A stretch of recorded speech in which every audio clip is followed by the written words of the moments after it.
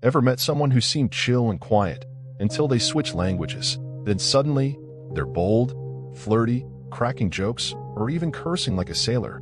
What if I told you that wasn't just a vibe, it was a scientifically backed personality shift? That when you speak another language, your brain literally rewires how you act, feel, and even what you believe. It's not just about words. It's about identity.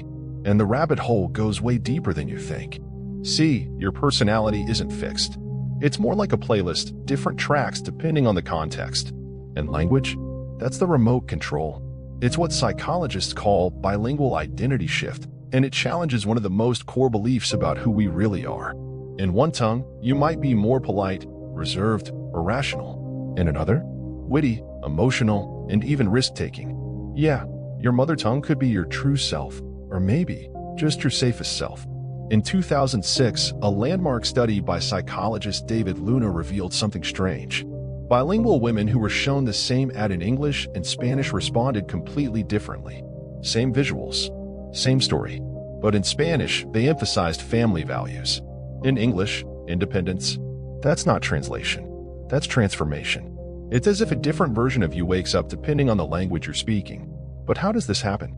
The answer lies in the way language acts as a cultural code. Think of it like a software update for your brain. When you switch tongues, you're not just swapping vocabulary, you're loading in a different way of thinking. Cultural frames, emotional context, even moral decision-making.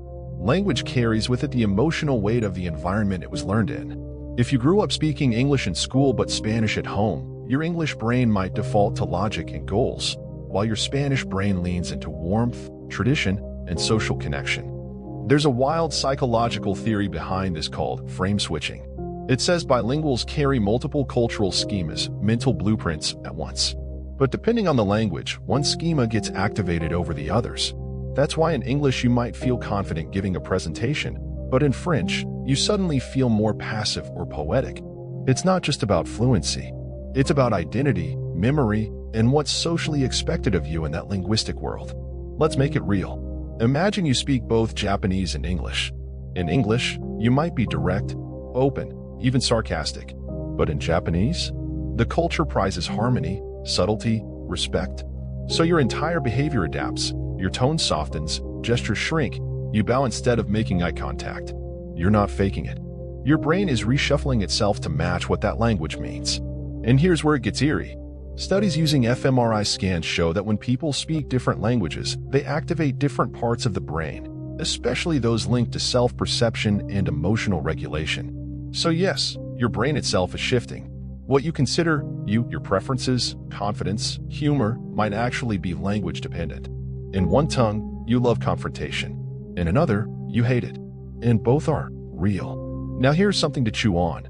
We often think of our true personality as one solid thing. But that's a myth. Even monolinguals shift personality between home and work, friends and strangers. But for bilinguals, the shift is stronger, cleaner, and more traceable. It's like flipping a switch. The language you speak doesn't just describe your world, it builds it. Pause for a second.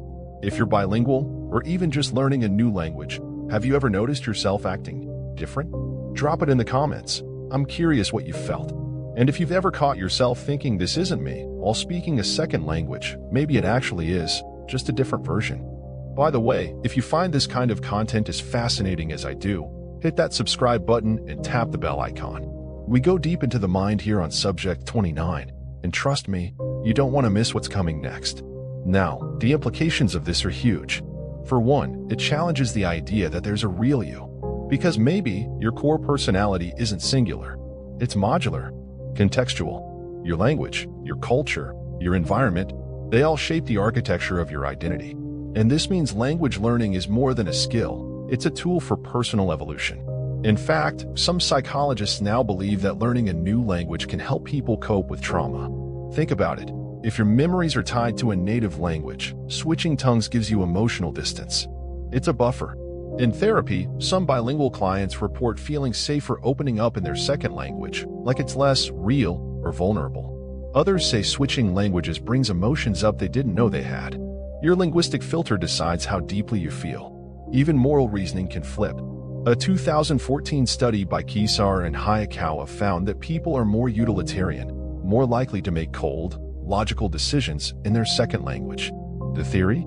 Emotional distance.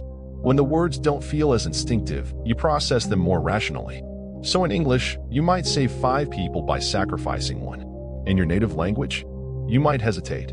Now imagine this power applied consciously. If you knew which language made you more creative, more empathetic, more rational, you could literally choose your mindset based on the tongue you speak. That's next-level emotional intelligence. And it's backed by science. It also explains why language loss can feel like identity death. Immigrants who stop speaking their native language often report feeling hollow, detached, like they've left behind a version of themselves they can't quite retrieve. It's not nostalgia, it's neural. Because memory is language dependent. You don't just forget words, you forget feelings, faces, instincts. And let's not even get started on swearing. Ever notice how cursing in your second language just doesn't hit the same? That's because taboo language is tied deeply to emotion, and our emotional memory is strongest in our mother tongue. So when you yell merd or skice, it might sound edgy, but your brain barely flinches. Say it in your native language, though. Boom. Emotional blast. So here's the punchline. If you speak more than one language, you already carry more than oneself. That's not a glitch, it's an upgrade. Your identity is fluid, and language is the key that unlocks its many rooms. That means the next time someone tells you you've changed when you speak a different language, maybe you have. And maybe that's not a bad thing. It's just another part of who you are. If this video gave you something to think about, if it made you reconsider what you really means, subscribe to Subject 29, and let's keep diving into the deepest corners of the mind. Turn on the notification bell so you never miss another episode. Because we're just getting started. And remember, you are not just what you say. You are how you say it, and in what language you choose to say it. See you in the next one.